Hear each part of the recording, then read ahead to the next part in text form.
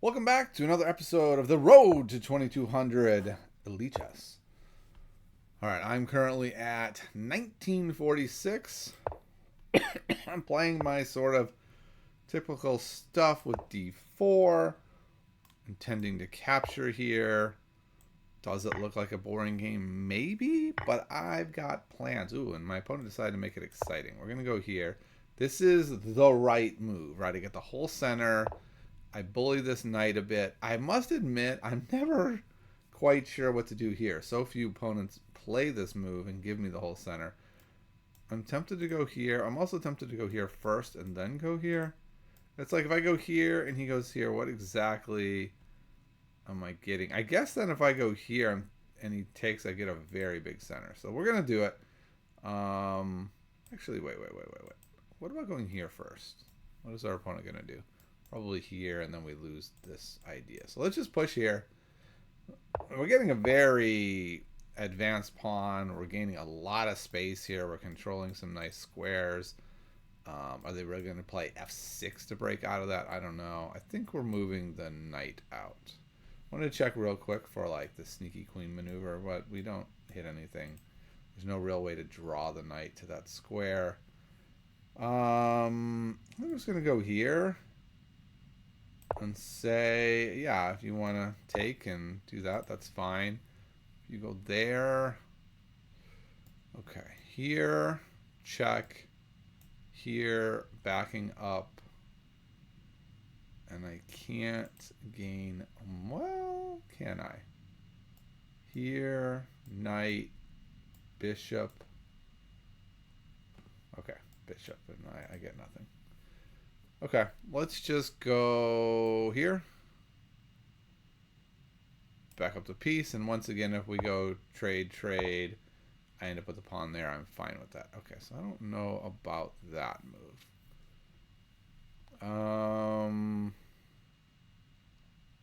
Takes here. Do I want to trade a bunch of pieces here? I'm not sure that I do. I'm not sure I have a lot of choice, though.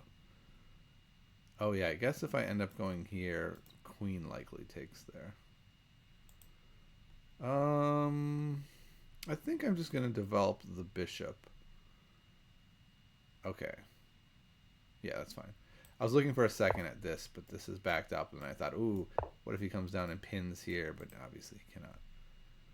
Okay, so even if he does something cool like this, I have this check. So he doesn't really have that discovery. We're just going to go ahead and castle, get out of danger. I'm going to go there.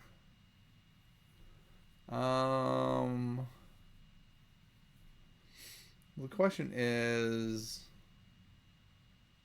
I think I'm going to take push. That actually looks pretty strong. Where's this knight going? I don't know. If I go here, if he takes here, once again, we're back to just taking with check, which is pretty strong. All right, I'm going to go here. I've got a very big center now. I can perhaps even push. That move is... Oh, my goodness. I just looked at this, too. Oh, that's really frustrating. This is in the book, 100 Tactical Patterns You Must Know. And I looked at the wrong one. I could feel something was in this position that was problematic for me, but I missed what it was. But this doesn't work for him. No, it does. I thought I had something super clever. Oh, I do have something clever. Can I make this happen? And then if he takes, I get to go here, and we get the fork. I think so. I think this works. Oh, if nothing else, this just wins the piece. So this was a very clever move. I'm not 100% sure it works, but I think it does. I think we get to go here, and then if he kicks the piece, we move, he takes, and we have this little sneaky queen maneuver to check. And yeah, I think we've got that. Let's make sure. Yeah, we're just going to come back, takes, loses the game. I believe that's where we're at. And if not, I win a piece. So it goes here.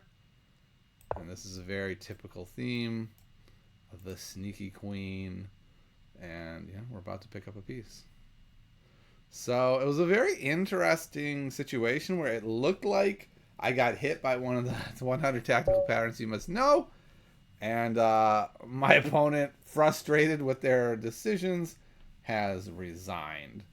So sometimes you get a win on move 15. So since the game was so quick, we have a little bit of time to look at the game. These are just kind of typical opening moves, nothing surprising or fancy. Takes, this is the surprising move because it gives your opponent the entire center for no reason. The computer says it's about +1 after this. So let's see if I played it through correctly. I was thinking about this or this. The opening book says this is the correct move. This is the move that keeps us at +1. My move, according to the engine, says, buddy, you've eliminated a lot of your advantage. I thought I was going to be fine here. I kind of thought it'd be takes. And the engine does agree with my assessment that it's good. It's like +0.8. And the engine says you've done well there. But as we saw in the game, they could just go here, and it's not quite as good. Although the engine says we're at +0.8 still, we've retained our advantage. All right, so come down and pin, and this is all good.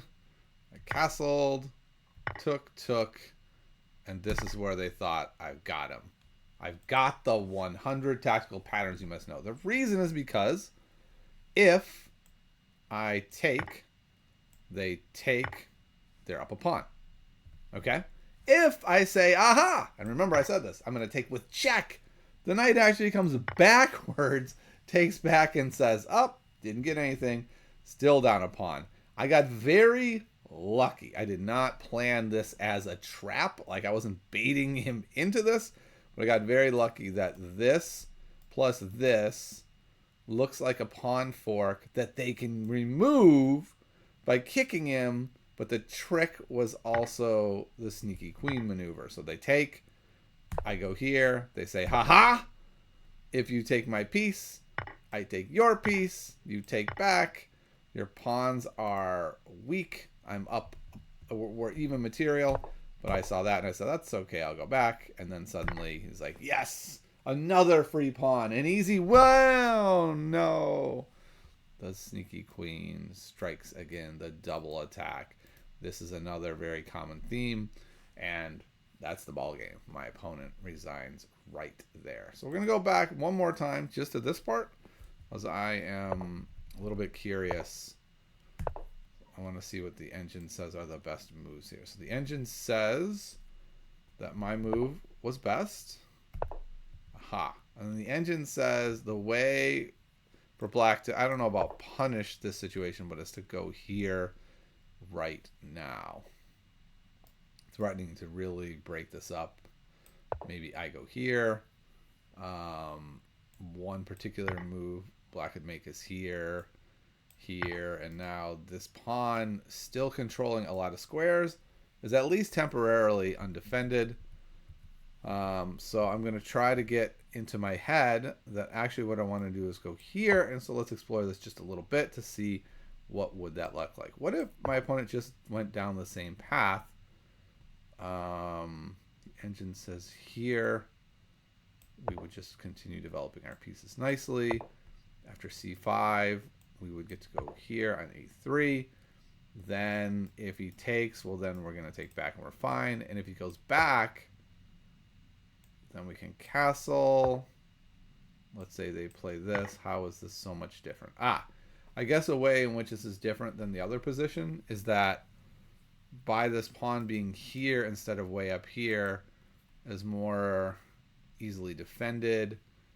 We could even use this square as some sort of transfer square for our knight. Clearly we have to do something about this knight. The engine suggests this, hitting this pawn immediately. Back up the pawn. And now this looks like it hangs. My guess is there's a double attack here with these two knights. But I guess there's not. We just win the pawn. And why doesn't this not work? That doesn't work because it hangs a piece. And this doesn't work because that's hitting it. And yeah, so we just went a pawn this way. So interesting. So I guess I will know for the future that it looks like I probably just want to move the knight first. And then depending on what an opponent does, if they just go here, which is what I thought they might do. I could push here now if I really want.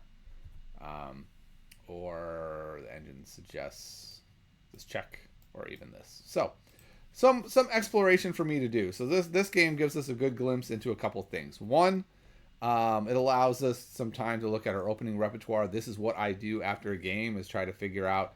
I don't try to memorize a million moves, but I do try to get some plans and ideas.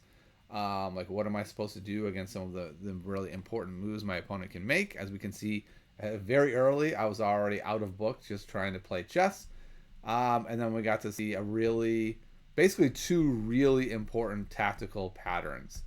I was very disappointed in myself that I fell victim to one of them. Wow, that was way off the beaten path there. Falling victim to this incredibly common pattern was really upsetting because I had just studied this in 100 Tactical Patterns. You must know this pattern. I got bailed out, but definitely a bailout. But I'm happy I was able to see the tactical pattern to get the bailout. So we got the win. We're up to 1954, and our road to 2200 continues. I'll see you next time.